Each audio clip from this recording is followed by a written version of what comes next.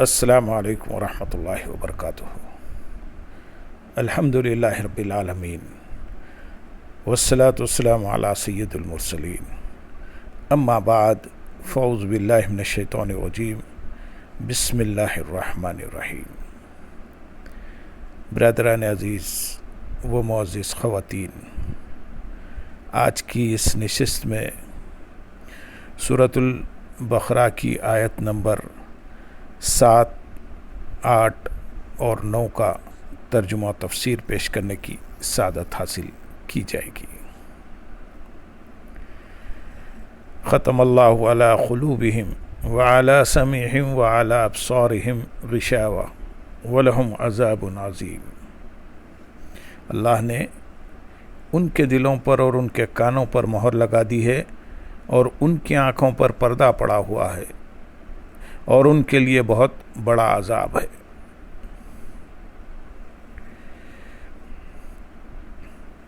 ختم اللہ علی، اللہ نے مہر لگا دی۔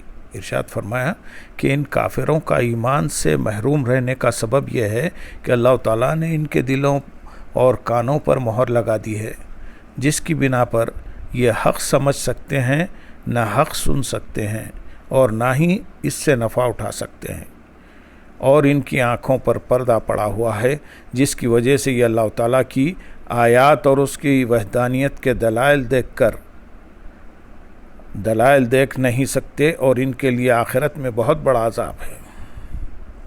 یہاں یہ بات یاد رکھیں کہ جو کافر ایمان سے محروم رہے، ان پر ہدایت کی راہیں شروع سے بند نہ تھی، ورنہ تو وہ اس بات کا بہانہ بنا سکتے تھے، بلکہ اصل یہ ہے کہ ان کے کفر و عناد، سرکشی و بے دینی، حق کی مخالفت اور انبیاء اکرام علیہ السلام سے عداوت کے انجام کے طور پر ان کے دلوں اور کانوں پر مہر لگی، اور آنکھوں پر پردے پڑ گئے۔ یہ ایسے ہی ہے جیسے کوئی شخص طبیب کی مخالفت کرے اور زہر قاتل کھا لے، اور اس کے لیے دوا فائدہ مند نہ رہے، اور طبیب کہہ دے کہ اب یہ تندرست نہیں ہو سکتا، تو حقیقت میں اس حال تک پہنچانے میں اس آدمی کی اپنی کرتوتوں کا ہاتھ ہے، نہ کہ طبیب کے کہنے کا، لہذا وہ خود ہی ملامت کا مستحق ہے، طبیب پر اعتراض نہیں کر سکتا۔ وَمِنَ النَّاسِ مَن يَقُولُ آمَنَّا بِاللَّهِ وَبِالْيَوْمِ الْآخِرِ وَمَا هُمْ بِمُؤْمِنِينَ، اور کچھ لوگ کہتے ہیں کہ ہم اللہ پر اور آخرت کے دن پر ایمان لے آئے ہیں، حالانکہ وہ ایمان والے نہیں ہیں۔ وَمِنَ النَّاسِ مَن يَقُولُ، اور کچھ لوگ کہتے ہیں۔ اس سے پہلی آیات میں مخلص ایمان والوں کا ذکر کیا گیا، جن کا ظاہر و باطن درست اور سلامت تھا۔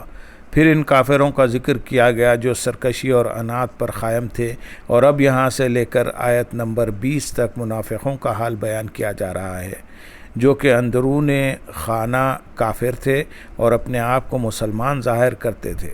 اس آیت کا خلاصہ یہ ہے کہ کچھ لوگ اپنی زبانوں سے اس طرح کہتے ہیں کہ ہم اللہ تعالیٰ پر اور آخرت کے دن پر ایمان لے آئے، حالانکہ وہ ایمان لانے والے نہیں ہیں، کیونکہ ان کا ظاہر ان کے باطن کے خلاف ہے، بلکہ حقیقت یہ ہے کہ وہ منافق ہیں۔ اس آیت سے چند باتیں معلوم ہوئی۔ نمبر 1، جب تک دل میں تصدیق نہ ہو، اس وقت تک ظاہری اعمال مومن ہونے کے لیے کافی نہیں۔ نمبر 2، جو لوگ ایمان کا دعویٰ کرتے ہیں اور کفر کا اعتقاد رکھتے ہیں، سب منافقین ہیں۔ نمبر 3، یہ اسلام اور مسلمانوں کے لیے کھلے کافروں سے زیادہ نقصان دہ ہیں۔ وَمِنَ النَّاسِ، اور کچھ لوگ، منافقوں کو کچھ لوگ کہنے میں اس بات کی طرف اشارہ ہے کہ یہ گروہ بہت بہتر صفات اور انسانی کمالات سے ایسا عاری ہے کہ اس کا ذکر کسی وصف و خوبی کے ساتھ نہیں کیا جا سکتا، بلکہ یوں کہا جاتا ہے کہ کچھ لوگ ہیں۔ اسی لیے انبیاء اکرام علیہ السلام کو محض انسان یا صرف بشر کے لفظ سے ذکر کرنے میں ان کے فضائل و کمالات کے انکار کا پہلو نکلتا ہے، لہٰذا اس سے اجتناب لازم ہے۔ اگر آپ قرآن پاک مطالعہ کریں تو معلوم ہوگا کہ انبیاء اکرام علیہ السلام کو صرف بشر کے لفظ سے ذکر کرنا کفار کا طریقہ ہے، جبکہ مسلمان انبیاء کرام علیہ الصلوۃ والسلام کا تذکرہ عظمت و شان سے کرتے ہیں۔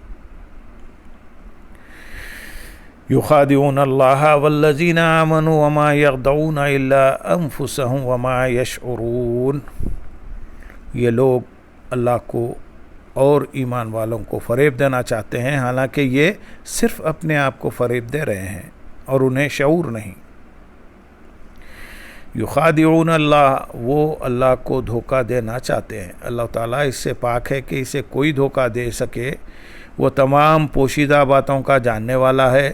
یہاں مراد یہ ہے کہ منافقوں کے طرز عمل سے یوں لگتا ہے کہ وہ خدا کو فریب دینا چاہتے ہیں، یا یہ کہ خدا کو فریب دینا یہی ہے کہ وہ رسول اللہ صلی اللہ علیہ وسلم کو دھوکہ دینا چاہتے ہیں، کیونکہ حضور پرنور صلی اللہ علیہ وسلم اللہ تعالیٰ کے نائب اور خلیفہ ہیں، اور انہیں دھوکہ دینے کی کوشش گویا خدا کو دھوکہ دینے کی طرح ہے۔